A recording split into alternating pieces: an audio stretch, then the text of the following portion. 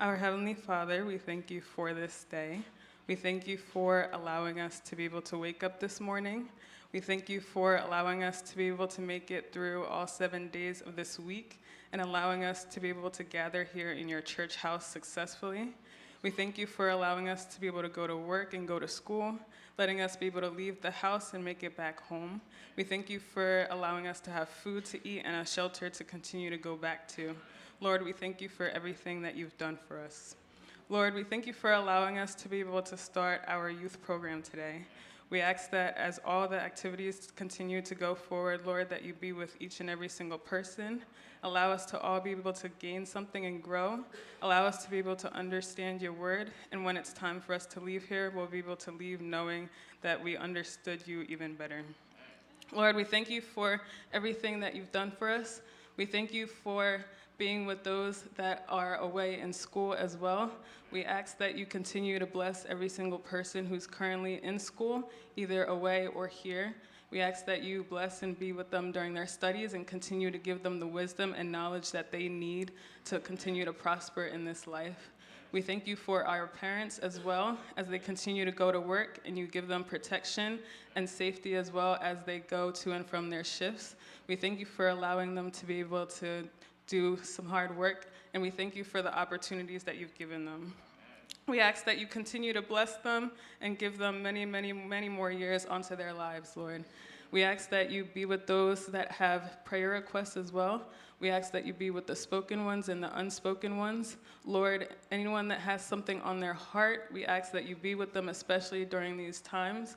We ask that you be with anyone going through any difficulties, ones that they might not even be able to speak about, and also the ones that people have shared that they are going through, Lord, either financially or personally, family-wise, relationship-wise, any other situation, Lord. We ask that you be with those people as well.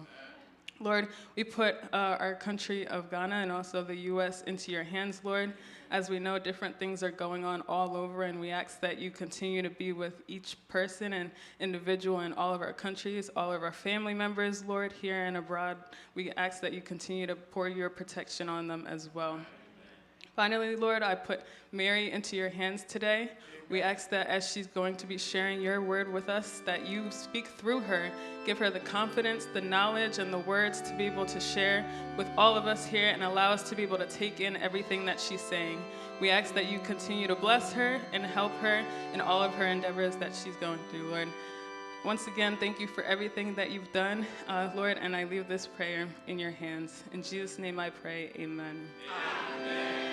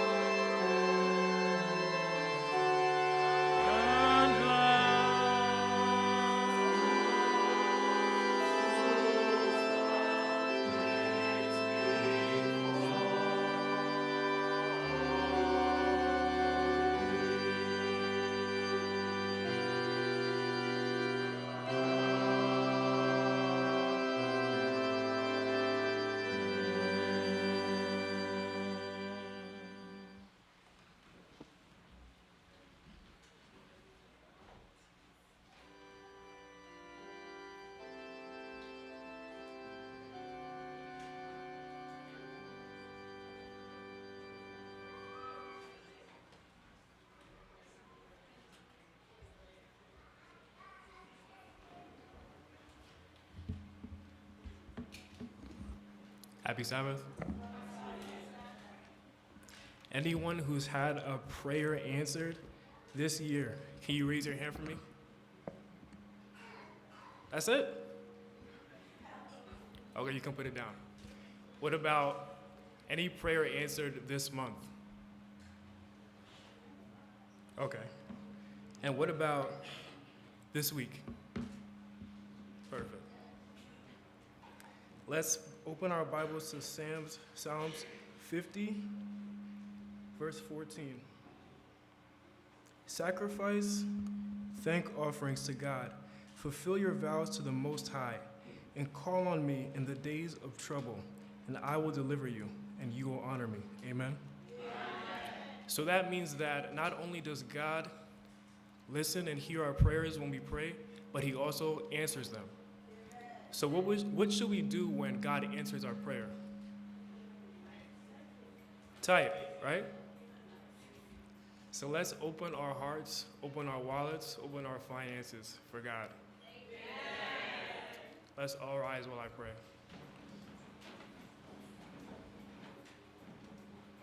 Dear Heavenly Father, we ask that you bless the offering today. We ask that you be with anyone who's looking for a job, Lord, who's looking for an opportunity, who's struggling financially. Lord, we ask that you bless them with opportunities. We ask that you allow them to bring their all, Lord, to you so that you can bless them and hear their prayers, Lord. I ask that you continue to be with us for the remainder of the Youth Day and as we enter the Youth Week of Prayer. In Jesus' name that I pray, amen.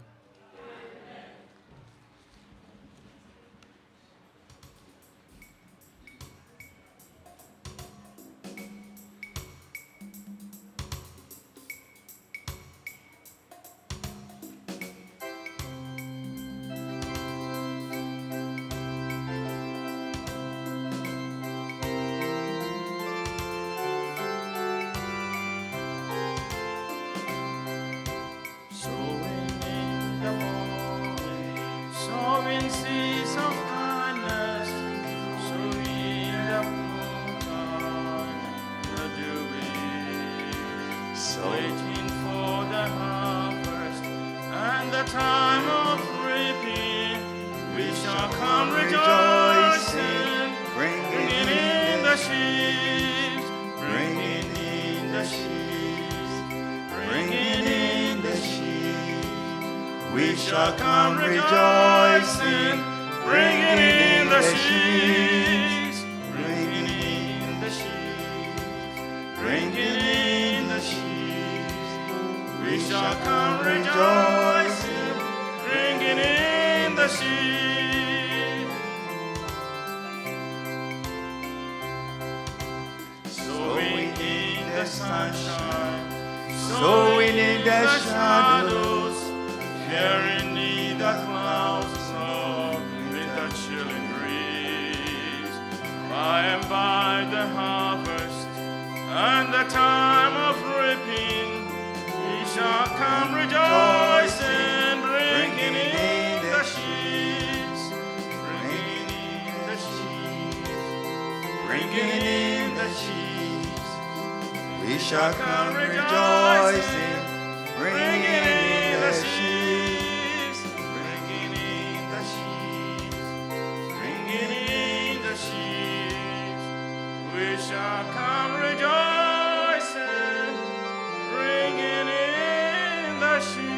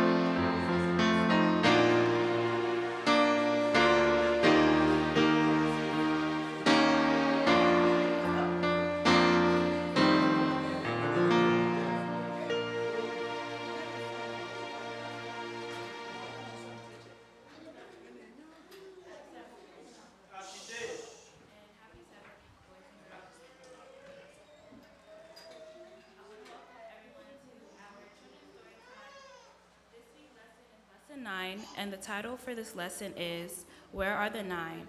To open us in prayer, I'll call on Joel. Hands together, close your eyes.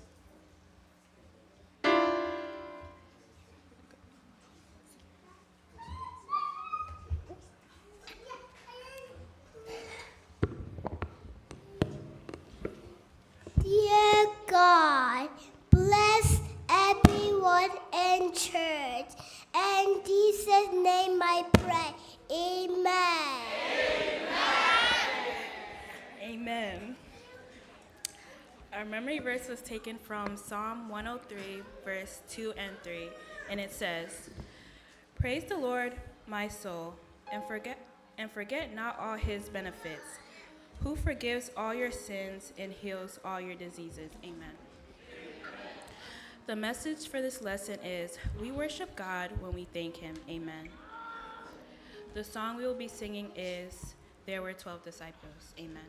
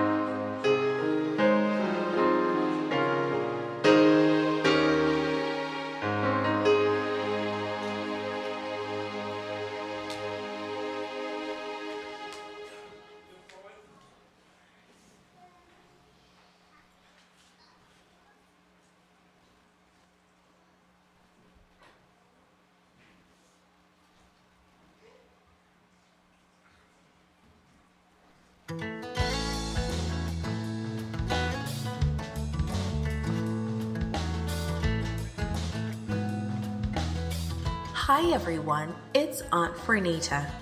Today's story is called Where Are the Nine?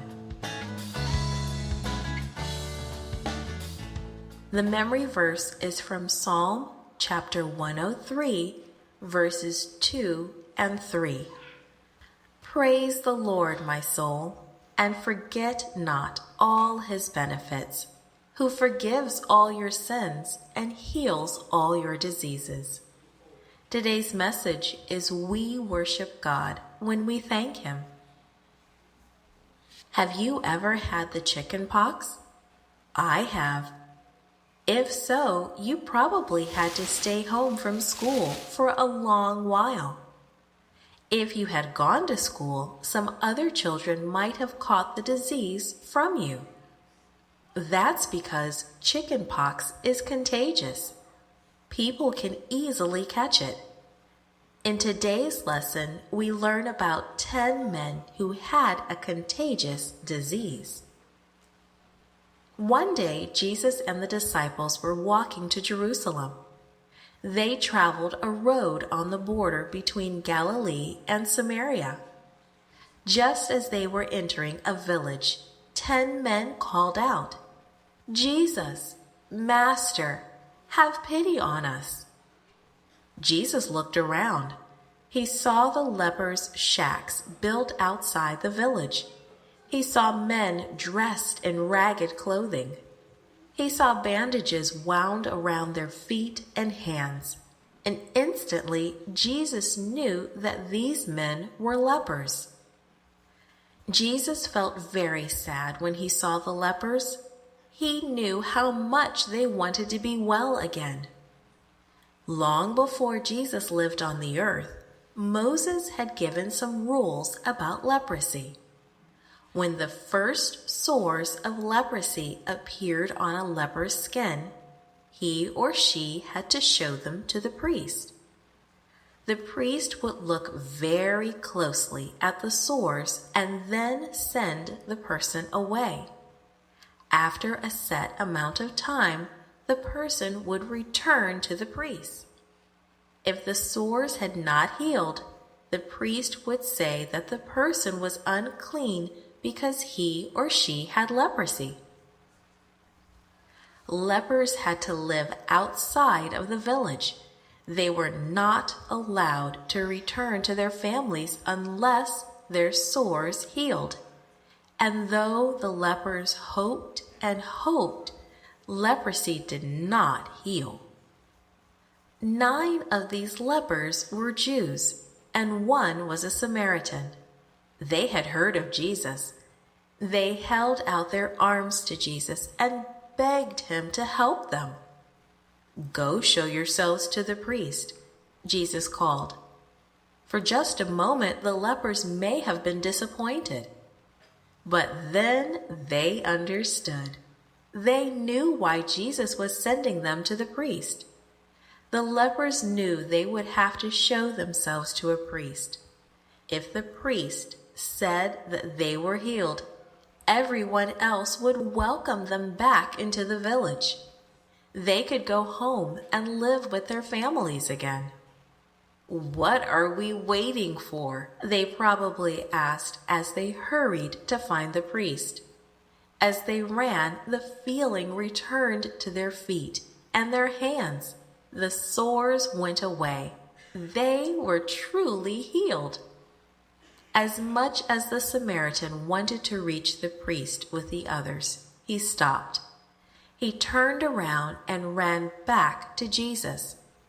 Praising and thanking God, the man fell at Jesus' feet. "Thank you," he may have whispered, and then louder, "Thank you, thank you, thank you."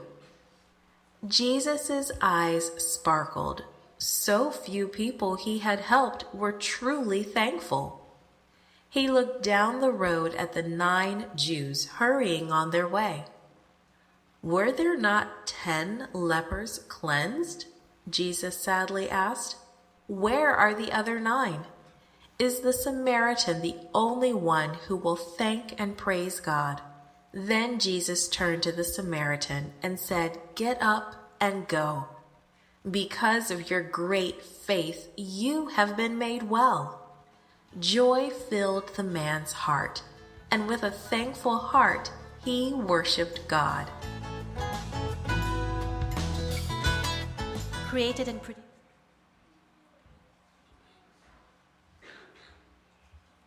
Amen. Now call on Lydia. Amen. Now call on Lydia to give us our closing prayer. Thank you, Jesus. We bless everyone and protect everyone we in this place. protect us, and thank us. In Jesus' name I pray, amen.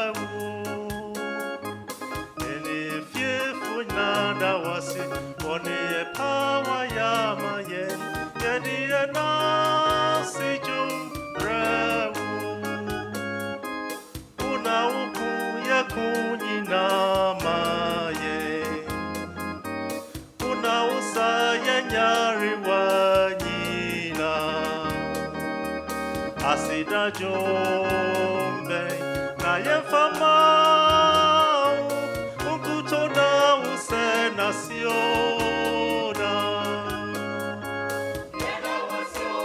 Yegawasu yekutugodana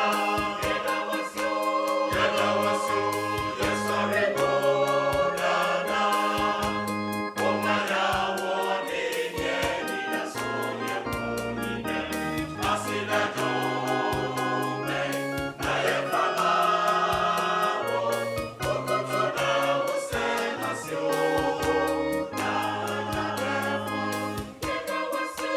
Yegawasu yekutugodana Yegawasu yesoregodana Omayawo ninye ninasoye munine asida jombe na yefamao ukutona use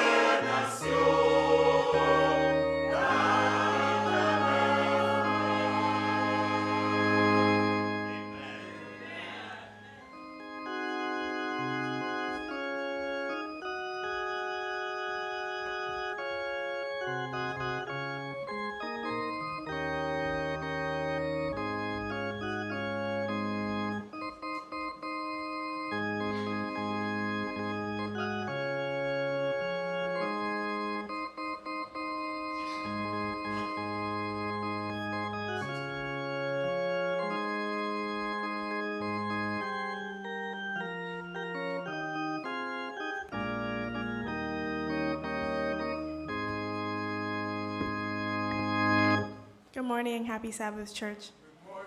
May we all rise for the scripture reading. Today's scripture reading will be taken from Isaiah 43, verse 19, and I read, Behold, I will do a new thing. Now it shall spring forth. Shall you not know it? I will even make a road in the wilderness and the rivers in the desert. Amen.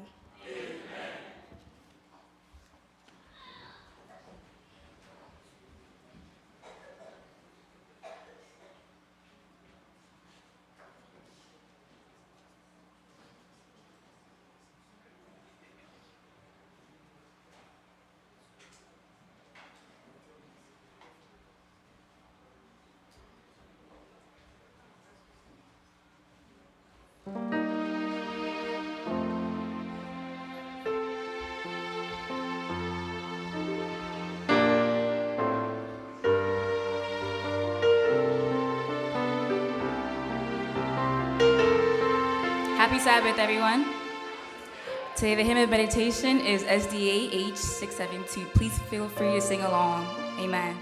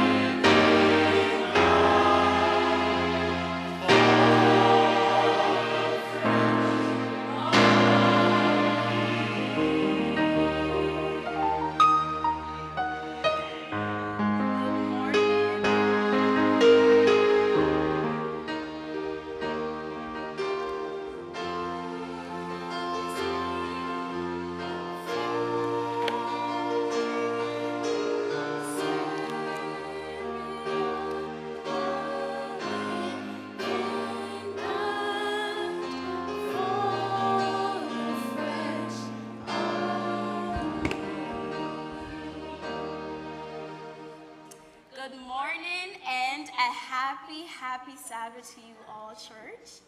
I am so glad to be here today to share the word of the Lord with you all. It is a privilege and an honor to be chosen to stand here and to be used by God for him to speak. Before I start, I would like to give a couple thank yous to some people so that we can, get into the word and we can get rolling. I promise by 1:15, I will be done. It's currently 12:28, so, 30 minutes and extra 15, okay. But first, I want to give the biggest thank you to God Almighty, because if it's not for him, if it wasn't for him, I wouldn't be standing here today. This week has been very challenging. I've been very sick, but through it all, he has healed me and allowed me to stand here today to deliver his message. I will also like to say a very big thank you to Pastor, to the church elders, and also to the youth leadership for allowing me to, borrow your pulpit for the day and to give the word of God. I want to thank my family, my mother, my father, and everyone here is my family, so I can't really mention names, for, the support and the continuous encouragement that you continue to give to me. And it's because of that I am standing here today. And lastly, I want to give a very beautiful shout out to my 3 girls who are sitting right there. Nalma, Haley, and Samara, thank you so much for the support, for the prayer, and for following me all the way here just to listen to the word of God. And it's a great thing when you find friends who become family to you. So today, can we get the slides, please? Rolling. Today, our scripture reading, as Teresa beautifully read for us, is Isaiah 43, verse 18 to 19. And it says that, verse 18 says, "Remember ye not the former things, neither consider the things of the old." Then in verse 19, he says, "Behold, I will do a new thing. Now it shall spring forth. Shall ye not know it? I will even make a way in the wilderness and rivers in the desert." So we have to understand a couple of things that's happening here. In this current stage, the Israelites are currently in the Babylonian exile, right? And the word of the Lord knows their situation. They're going through hardship, and he's like, okay, I need to send a word and a message to my people for them to understand that the thing that they're going through, I'm going to deliver them, right? I'm going to do a new thing. And I was reading the word, and I'll say, okay, why didn't God just simply say, hey, Israelites, I'm going to do a new thing? Or why didn't he just go, behold? What was the point of him starting his sentence and his promise with, remember ye not, and then also adding the former things? Now, we have to understand that in life, there are 3 categories of life that as humans we live. We have the past, we have the present, and we have the future, right? The past is what is gone, what has already happened. The present is, what is happening right now. Right now we are in the present, right? And then the future is what would happen, right? So through this 3 lenses that I've just given you, that's how we're going to digest this word. The remember ye not, consider, and then behold. Then we're going to also talk about I will do a new thing and what he meant by that. So you have to understand that the reason why he said, remember ye not the former things, and he's dealing with the old before he tells them the new thing that he's about to do is, you have to remember that yesterday, and I wrote down there that yesterday has the power and the ability to relive itself in your mind, in your today, right? There is something about your mind that sustains the ability to interrupt what the Lord wants to do in your life, right? And you might be sitting here and thinking, okay, what about my yesterday is interrupting, what the word and the Lord wants to do in my life today. So I came for 2 people. I came for the person today who has gone through so much pain in their past. I mean, there are some of us sitting here that say, because of how painful it is. I also came for the person who has had such a glorious yesterday. I mean, the type of person when they testify, you're like, wow, what God do you serve? How did you get to be on God's favorites list? Because they've had such great success in their past. But I want you to understand that both these 2 types of people, the pain and the joy person, yesterday still has the power to interrupt what the Lord wants to do in the future. Because you have to understand that there are some of us who are basking in the glory of yesterday.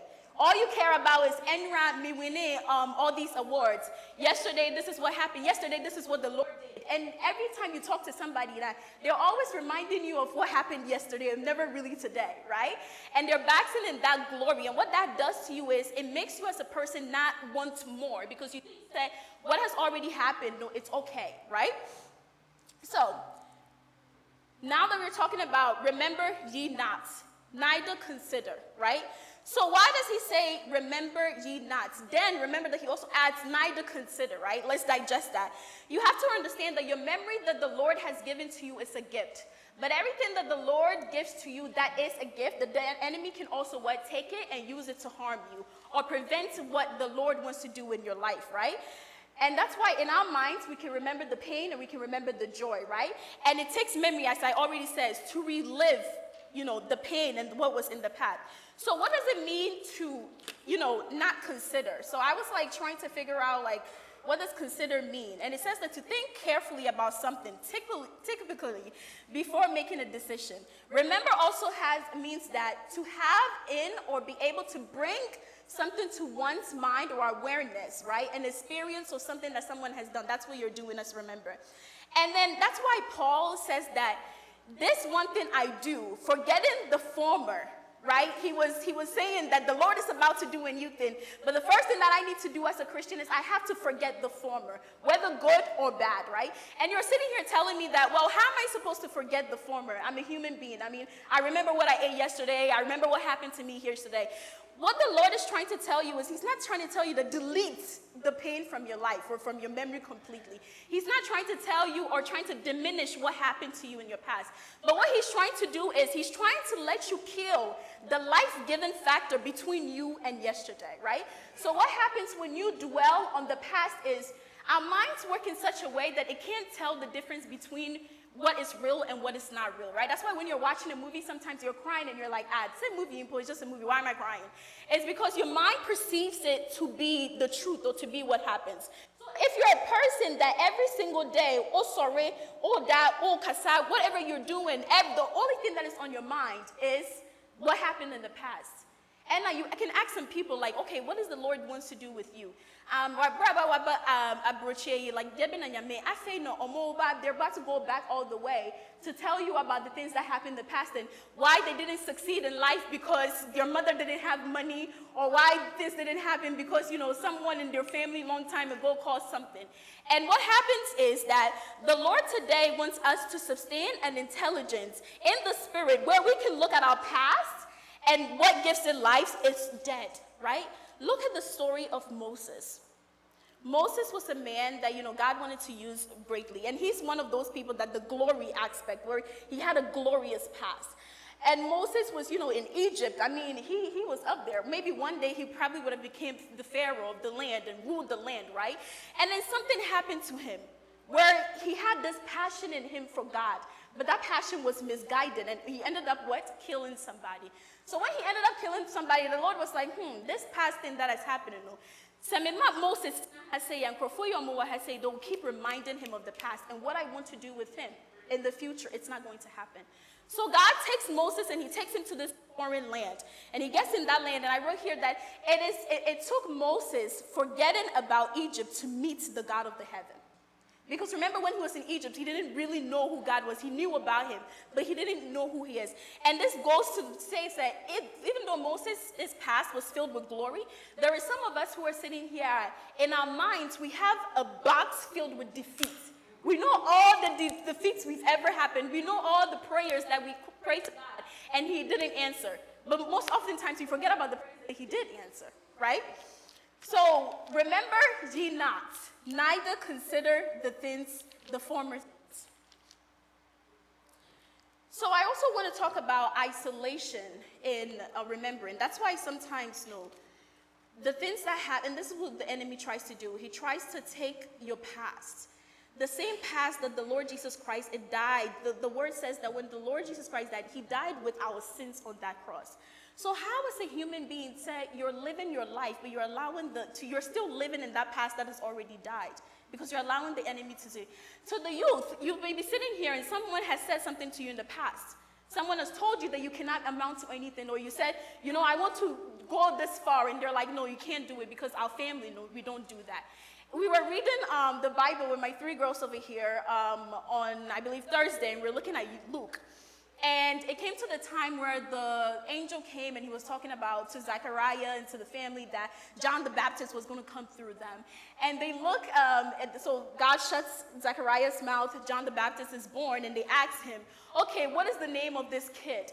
And everybody there is like, the mom, Elizabeth is like, oh, his name is John. And everybody's like, what do you mean his name is John? In our family, we don't do that. So what are you saying?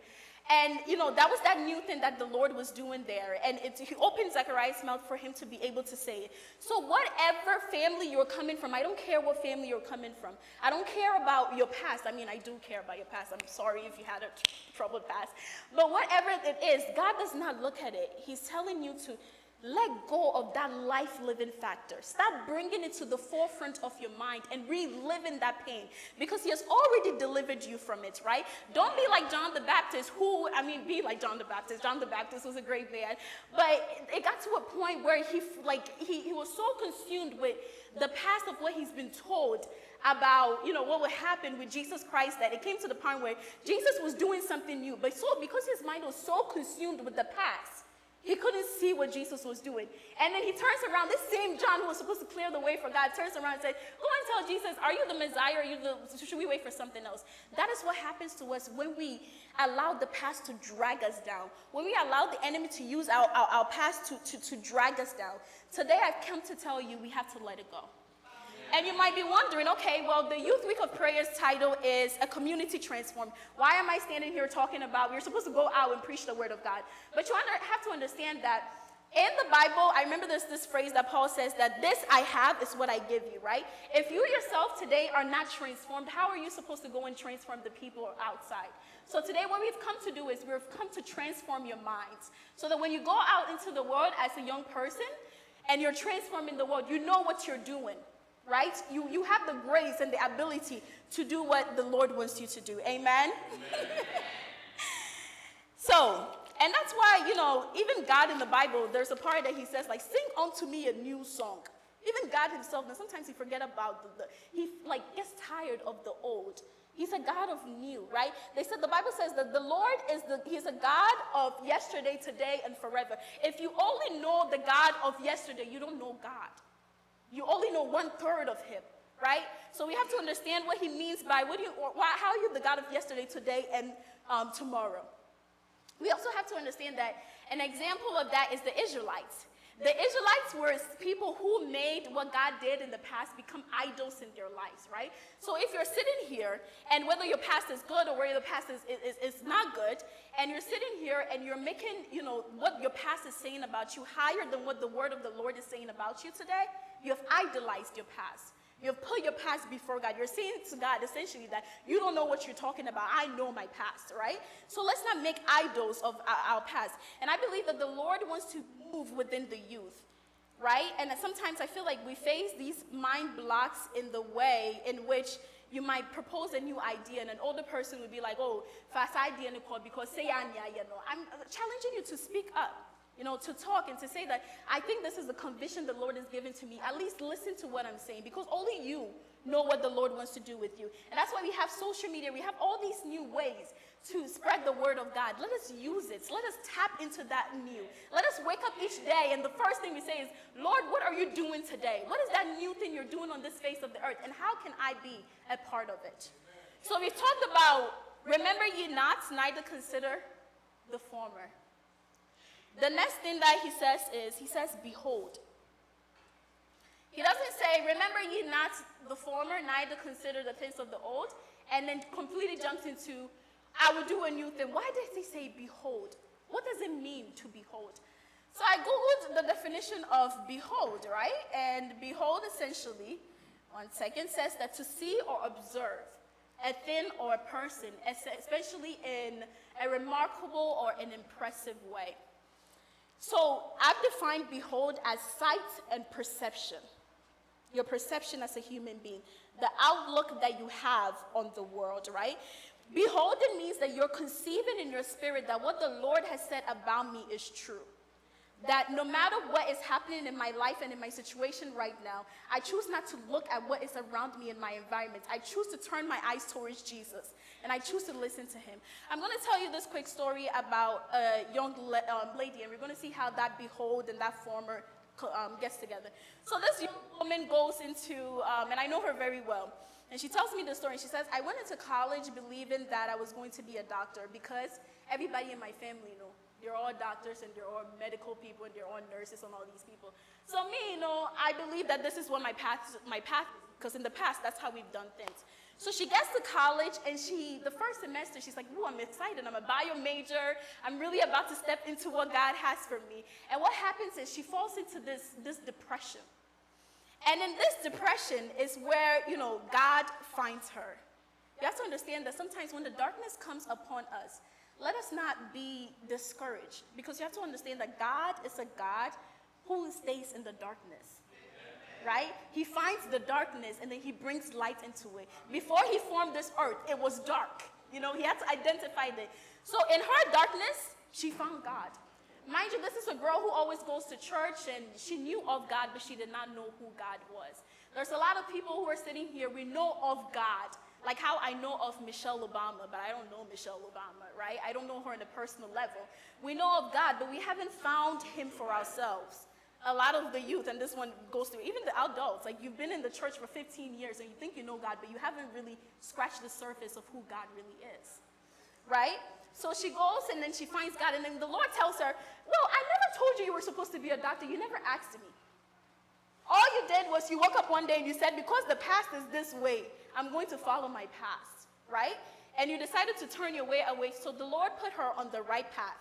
And he was like, okay, this is where I want you to go. So she gets on that path. She's starting this new career. She's changed her major. Everything is great. Everything is going on, It's lit, like the kids would say. And then she finds out that everybody that she's on that path with, right, it's a career field that you can't just wake up one day and say, I want to do this. You have to start in the beginning, right? You have to start from freshman year or even high school so that you can get on it. It's a very rigorous career field. So what the enemy did was, he was like, meñano, I've gotten her. I'm going to pound on this. The fact that she started behind. So she looks at me and she says, every single time somebody will ask me, like, why do I want to be in this career field? I always start and tell them my long story of how, my mom did this, and then, my family is a doctor, and this and that and that and that. And she's like, well, that's not even what they're asking me, right? And she was like, she woke up in the middle of the night one day, and she realized that what had happened to her. And that was because she was beginning to experience certain delays in her life, all because she was allowing the enemy to make her relive her past and not go forward. And that is what happens. As humans, you cannot look in front, and I can't look in front and look back at the same time. I have to pick one. And today I'm here to tell you to pick the forward-looking one, to turn your back against it, right? And then she told me, she said, maybe I feel like I've missed my destiny. I said, you haven't missed it, because the word of God is living, right? He's still telling you that same thing, that behold, he will do a new thing. Only if you draw closer to him. Only if you be with him, right? So what do you do in this beholden season? So in this beholden season, what he's asking you to do essentially is, he wants you to go on a quest for light, right? If we look at Psalms, and how do you get this quest of light? In Psalms 36, verse 9, it says that, for with you is the fountain of life, and in your light we see light. Okay, so let's keep that in, and this is talking about God. And then in Genesis 1, verse 1 to 3, it says that in the beginning, God created the heavens and the earth. And the earth was without form and void, and darkness was on the face of the deep. And the Spirit of God was hovering over the face of that water. You see, the darkness, he is there. You just have to find him. Then God said, let there be light, and there was light. In Psalms 119, verses 130, it also says, I'm proving to you how we find this light, what this light and this quest that you're supposed to go and find even is. It says that the entrance of your word gives light. It gives understanding to the simple. So, what is happening in here is that when the Lord says, behold, when he's talking about your sight, your perception, and he's asking you that you have to find light. How do you see? We need light to see. If they turn this light off, I'm not going to see what I need to see, right? So he's asking us to go on this quest to find light. How do we find light from the scriptures that we read? We have to draw closer to him. He is the light. The lights that he has, when we're close to someone, what they have, you begin to, you get it, right? So the light that he has then turns to pass on to us. And then now we begin to see correctly. Mind you, even though there is lights, there's still a problem that, God has given you light. But there can be also the problem that wrong things, or the enemy is still manipulating that light, and you're seeing things that you don't need to see. But he's saying that I will make a way in which you will get this light, and then you can see it right. And this happens in that beholden phase of life. So, when you forget about the former things, you must begin to reordinate yourself based on the word of God, to alter your perspective, to begin to see properly, right? To begin to see that what the Lord has actually said about you. Because what your past is trying to do is it's trying to unravel what the word of God has said about you. And this goes to the youth. I want to say that one of the best friends I know we all have besties here. I have my 3 besties sitting right there, right? My mom is here. She's also my bestie. But the biggest best friend you need to have in this life is the Holy Spirit, right? The Bible says that he gave the Holy Spirit to us as a companion on this earth. Because Jesus walked upon this earth and he understood, said, this life that we're going on, it's not easy. It's hard to do life by yourself. And that's why it's important that we are in church today, to do life together, to connect together so that we can move, right? So the Holy Spirit is your biggest light. When you draw closer to the Holy Spirit, right, he begins to wash your eyes. He begins to wash your ears. He begins to wash your heart. The Bible says, one of my favorite scripture is, the point of the Holy Spirit is that he's here to align you with what God has said concerning you. You cannot know what what God has said concerning you if you're not in the light. I also want you to understand that in this beholden season, it's not easy. It's not something that takes 5 minutes. You don't just behold and be like, okay, God, I read my Bible and you said that I'm going to be great. I will be the head and not the tail. Got it. I'm out. It doesn't work like that. In this beholden season, there is going to be trials and tribulations.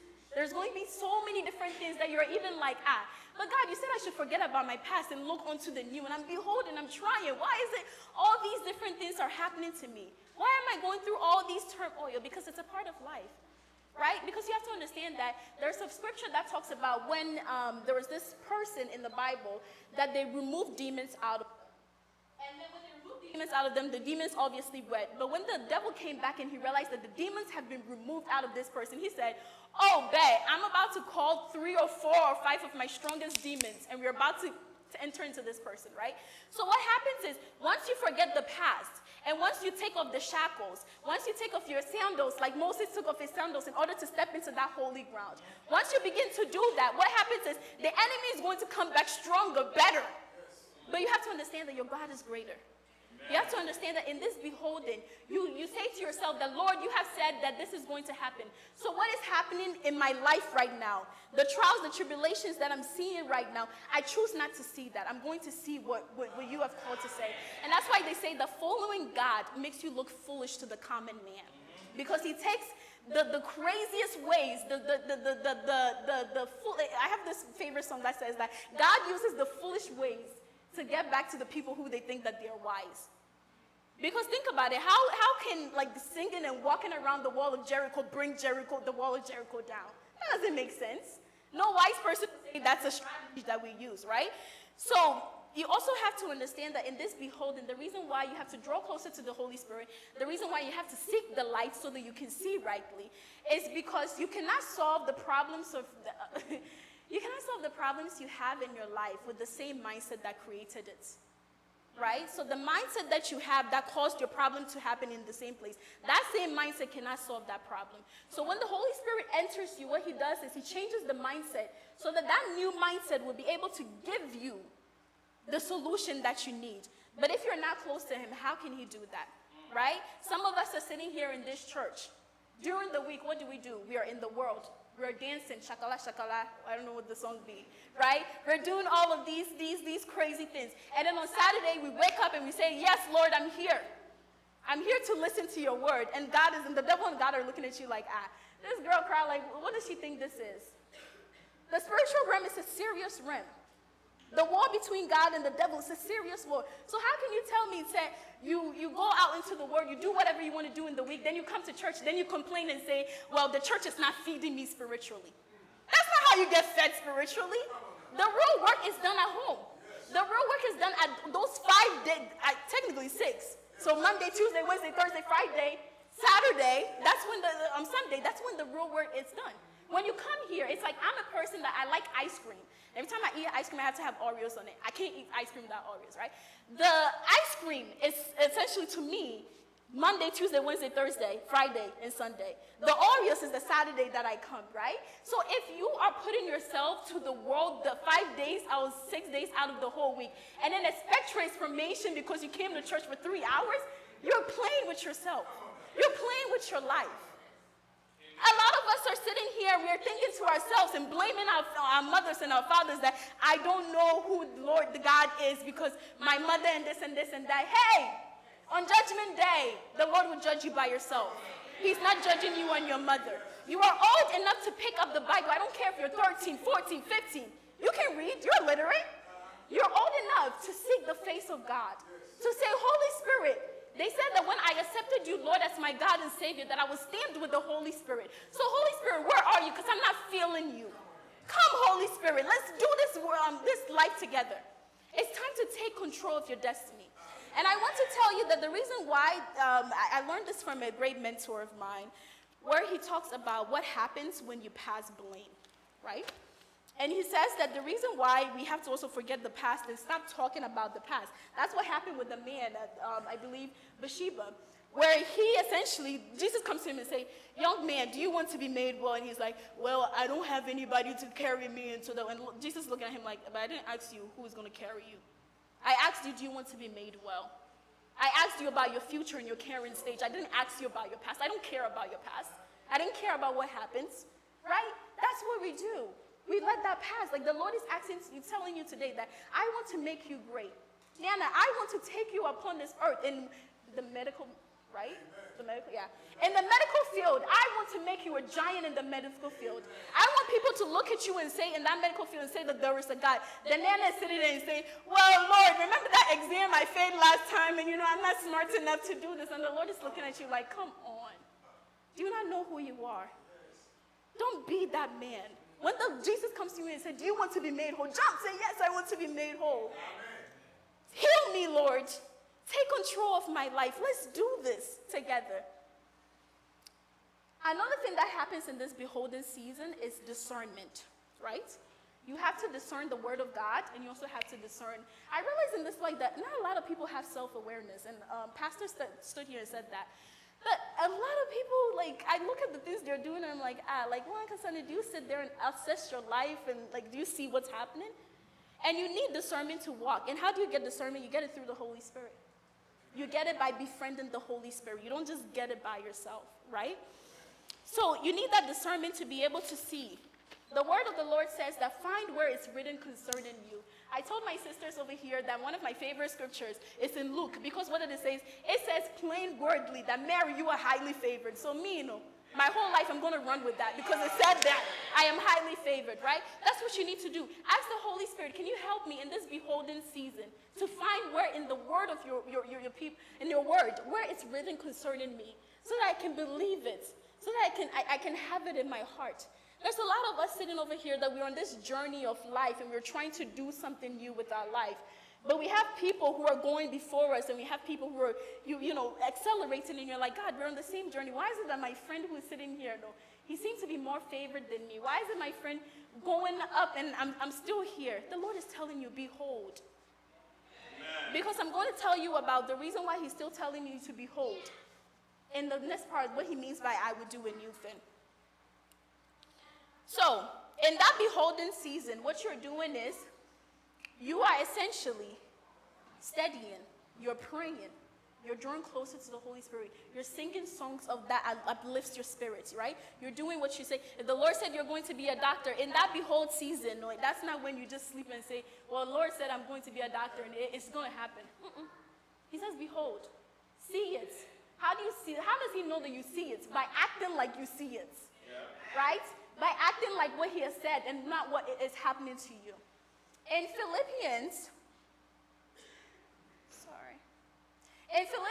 3, verses 13 to 14, this is Paul speaking. He said, "Brethren, I do not count myself to have apprehended, but one thing I do, forgetting those things which are behind, and reaching forward to those things which are ahead.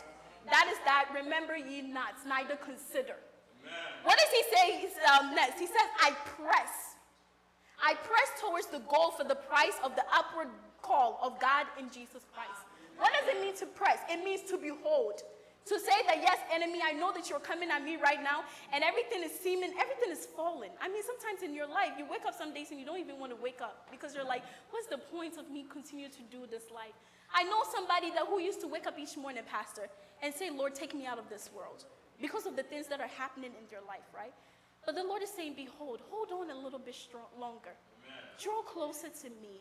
And this season in the beholding season is where he makes you, where he prepares you so that when the blessings come, it doesn't kill you. Some of the reasons why you're experiencing delay in your life is because you're not taking that beholding season serious.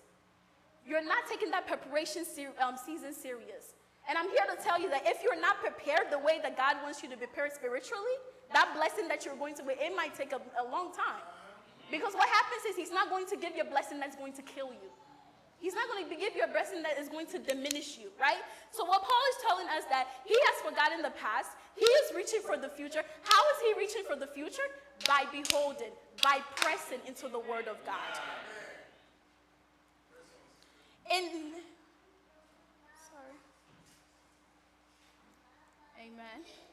In 2 Corinthians 4, verses 16 to 18, it says, "Therefore we do not lose heart. Even though our outward man is perishing, yet the inward man is being renewed day by day." That renewance, right? "For our light affliction, which is but for a moment, is working for us a far more exceeding an external weight of glory. While we do not look at the things which are seen, but at the things which are not seen." Again, beholding, looking at the things that are not seen.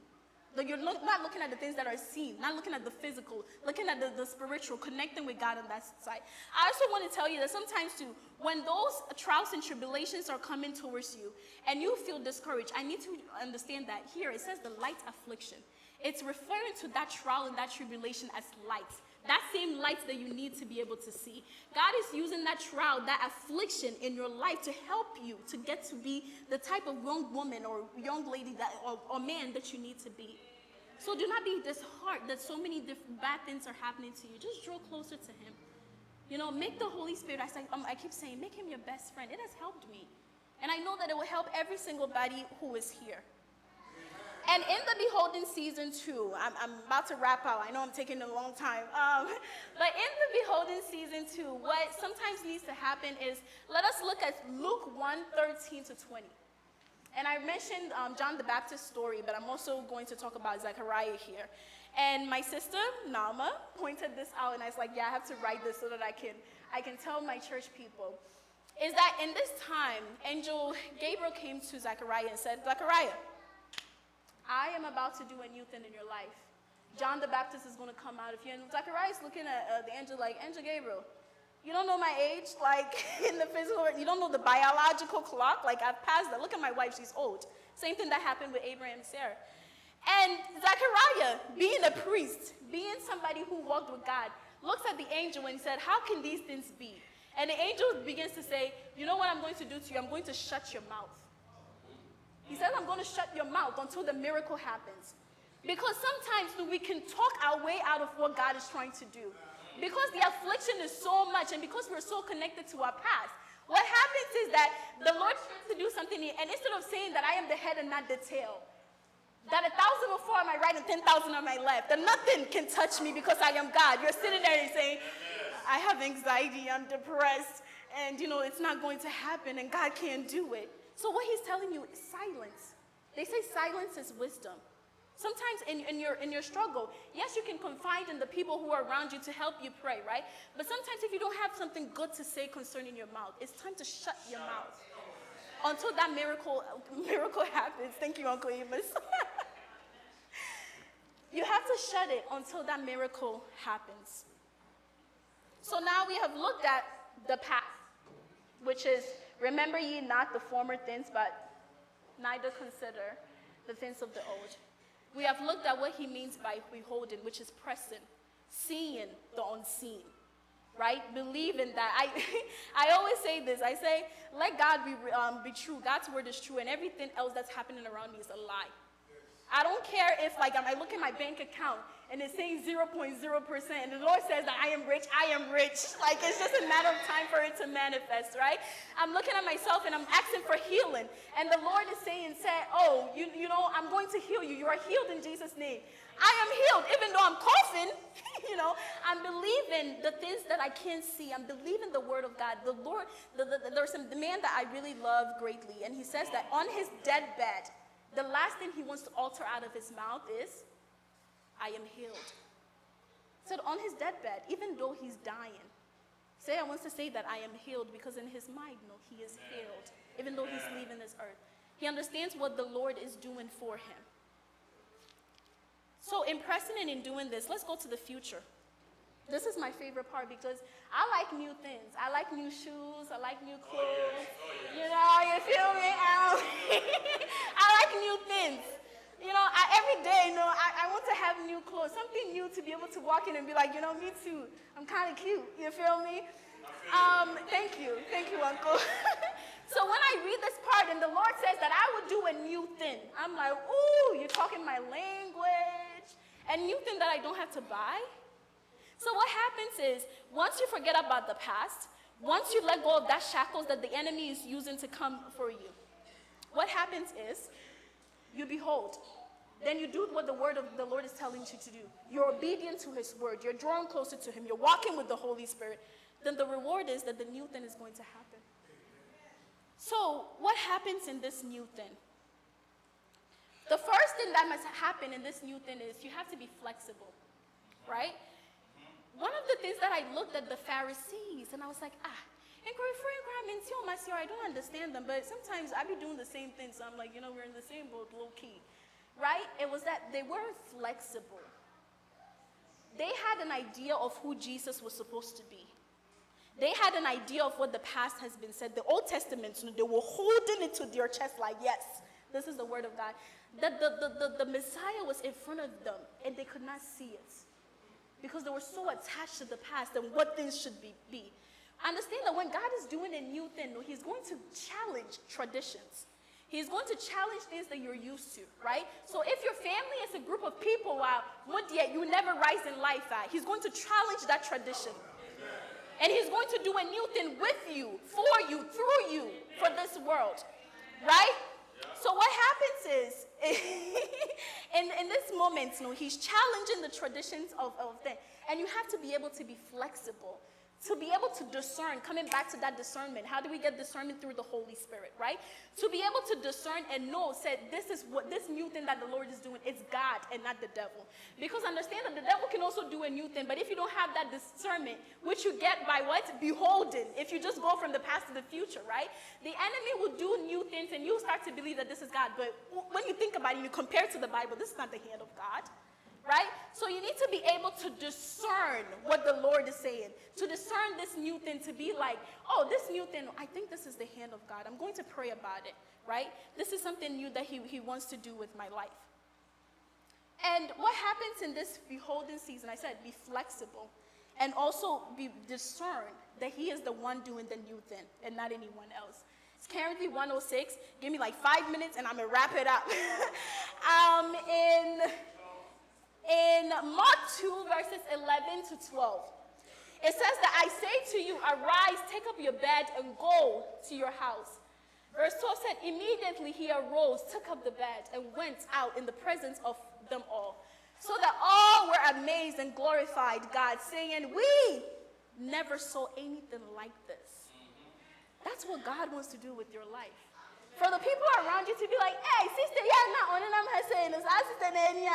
like, to see you rolling in your new car or rolling in your new outfit, and people are like, how could you afford this? To see you rolling in your new achievements, to see you rolling in that new job, that's what the Lord wants to do to you. So that people, because I understand that if God keeps repeating the same cycles, how is the world going to be convinced that he is God? He has to keep them on their toes to show them that I am the king. I am the one who rules. I am the one that is in charge of this world, right? Yeah. So we have to also look at second kin, and this is the second thing that happens in beholden. So the first thing that you have to do is you have to be flexible. Yes. Don't be too attached to traditions, and understand that God is doing a new thing. Tap into that new thing. You also have to discern, and then you have to be obedient. If we look at 2 Kings verse 5:12 to 14, this talks about the story of Naaman.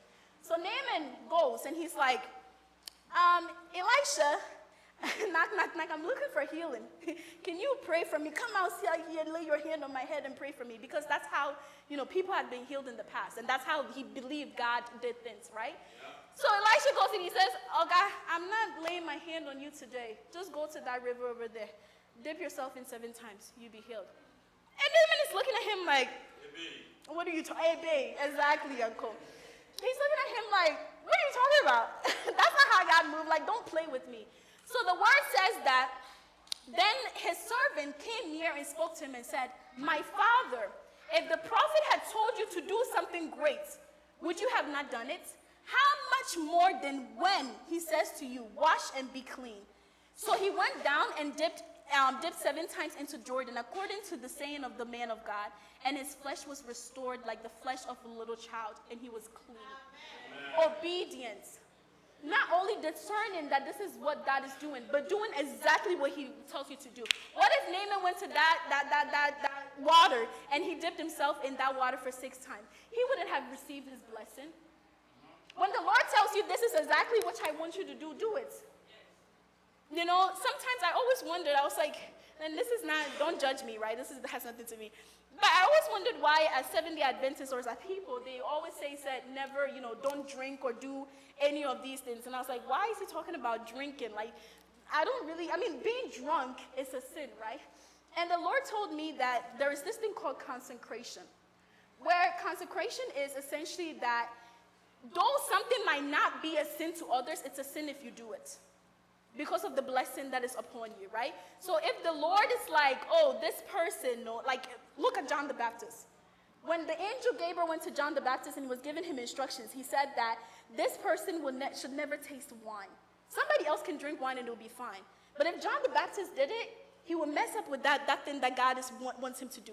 That is that obedience. Knowing that though I'm looking in the Bible and it's not really saying what I'm doing and it's a sin. But the Lord told me, because of where he wants to take me, I shouldn't be doing certain things. I shouldn't be hanging around certain people. I shouldn't be talking in a certain way. Even though everybody else can do it, I can't do it because there's a consecration on my life. There's a covenant between me and God. And I have to obey, and I have to walk with him. That's what Naaman did. He received his healing because not only did he go to the water, he dipped himself in 7 times as he was instructed. Another great thing that we have to understand is in the new thing, and this is the last thing, I promise I'll be off out of your face, is that in the season of, I would do a new thing. What happens is, the reason why when you're beholden and everybody else is going in front of you, Pastor, there's sometimes I sit there and the people we start with, let's say me and my friends, we want to do something. And I'm sitting there and I say, you're more faster than I am. What's going on, right? And the God is just like, Mary, keep sitting at this place. Keep sitting at this place. Keep sitting at this place. I'm doing something with you. The other day we were talking about the type of school that we chose. When I was applying to school, I wanted to go to Boston University. I got into Boston University and I said, let's go. We're about to go. I'm getting away from my family, low-key. I'm getting away from the church. I'm going out there. I'm starting anew. I'm about to, and I'm not saying this is something you should do, but I'm telling you of my faults so that you can learn from it, right? So I'm like, yeah, I'm about to do a new thing. And I sit there and my dad is like, you're not going there. That's not where the Lord wants you to be. You're going to temple. And I'm like, but temple is right there. It's the old. I want something new, this and that and that. I want something. And I'm looking at everybody else and you're going ahead. And I'm like, I want to be this person. And the Lord is saying, behold, stand, stay still, stay still, stay still. Because when you're still, he said, be still and know that I am God. In your weakness is where my strength is made perfect. And he's like, behold. And I had to understand that now was time that we are applying for internships, or we're applying to things, and I'm in rooms with people who are going to Harvard. I'm in rooms with people who are going to Yale, and I'm like, Lord, what are you doing? How can a small girl like me get to this place? And the Lord is telling you that when you behold and you follow his word, he is a God who can accelerate. That something that can take 5 years to happen will begin to take 2 years. It can take 1 year. Because if God says so, let every other man's words be a lie. That is what happens. That is what happens. When you do not remember the past, when you look forward, you press on. Don't be like Lot's wife.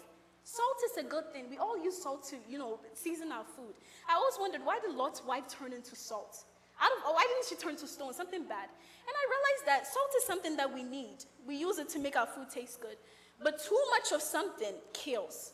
It's good to have a reminder, a little bit of a reminder of like the things that you went through in the past so that you can be encouraged to move forward, right? But doing a whole U-turn and staying there and looking at that past is going to kill you, just as that salt killed her.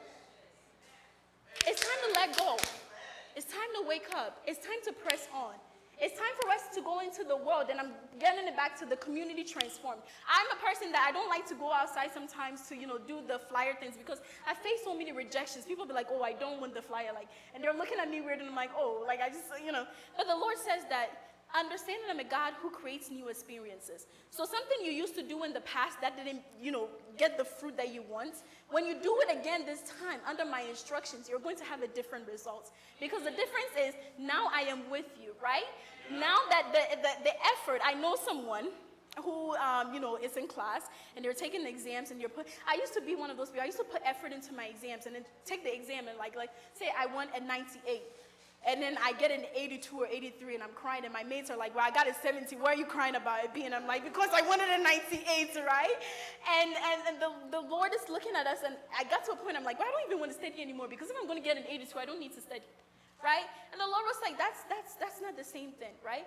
Don't be afraid to put in effort again. Just because the Lord didn't answer your prayers in the past doesn't mean that you need to stop praying.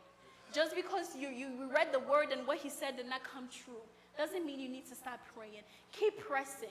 Keep going. Keep following him. There is a season of appearing. And I'm going to use this to end. Nasai is my brother and I love him dearly.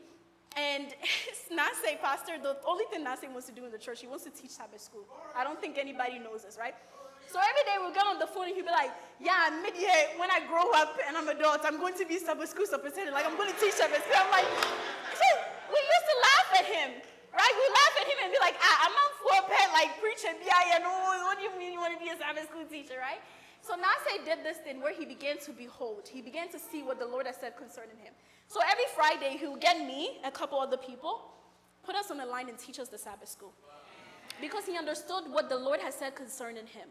And he knew that he wasn't going to look at us laughing at him and the fact that he hasn't gotten the chance to stand here, right? He's going to see what the Lord wants him to see. He's going to act the way that the Lord wants him to act. So he started, doing the Sabbath school. That's why when you were testifying that he did a group job, it's not because he woke up one day and got up on the pulpit.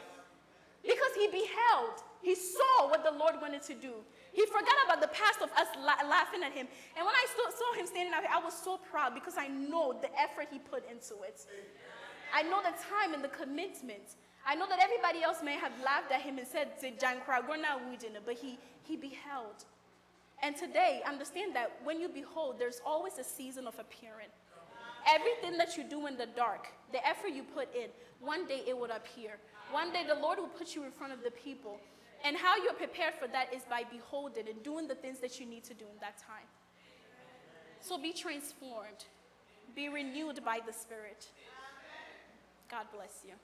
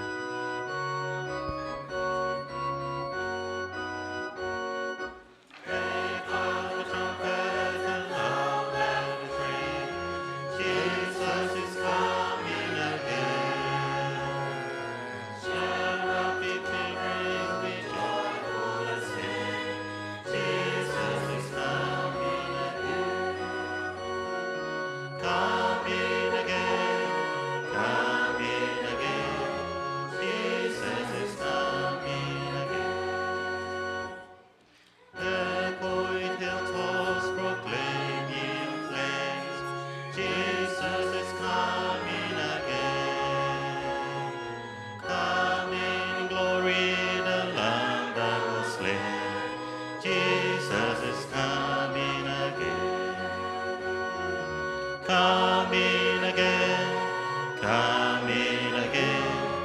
Jesus is coming again. Heaven of the till the vast wandering throng, Jesus is coming again. Tempest and whirlwinds, the anthem prolong, Jesus is coming again.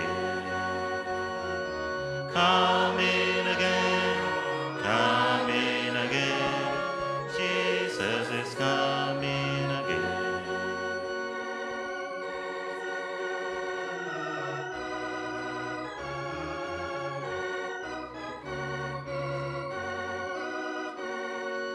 Nations are hungry, by this we do know, Jesus is coming again.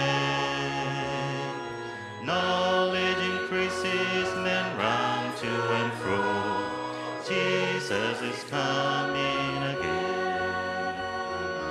Coming again, coming again, Jesus is coming again.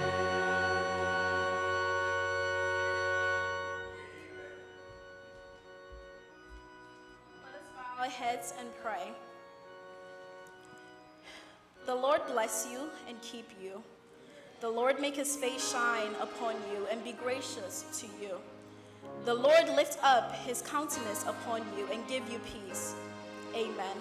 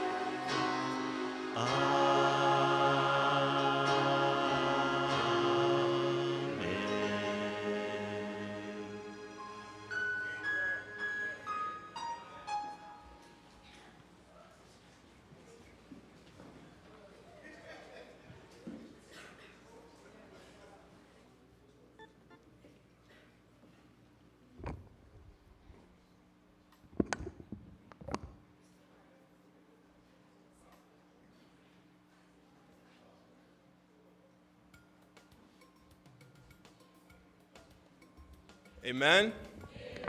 Not yes, Mary saying. And hasn't she blessed us this morning? Wow. Thank you, Mary. I mean, shout. We have so much left to do. And how it's filled up right now, no? You better start your afternoon program 2:30. I expect to see everyone here. Amen? Amen? 2:30. You better start your afternoon program. Now, I'm telling you, it is something that you want to be a part of. To me, right now, you better call downstairs. I ask will be on for Bra. Let's eat, let's fellowship together. If you have more that you want to share with other people, please do so. If you want to share with me, I will be welcome to take it. But let's all go downstairs. 2:30, we'll come back here. We're going to start our afternoon program. All the youth, we're going to take pictures. So please don't leave yet. And now all the youth and so those that are involved in Pathfinders, please, we have your uniforms. Make sure that you get it from Nana before you leave church today. Amen? All right. We will see you all back here 2:30. Amen?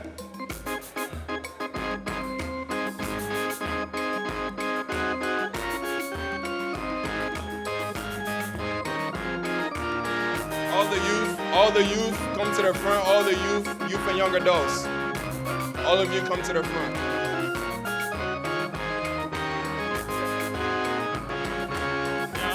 my bedroom.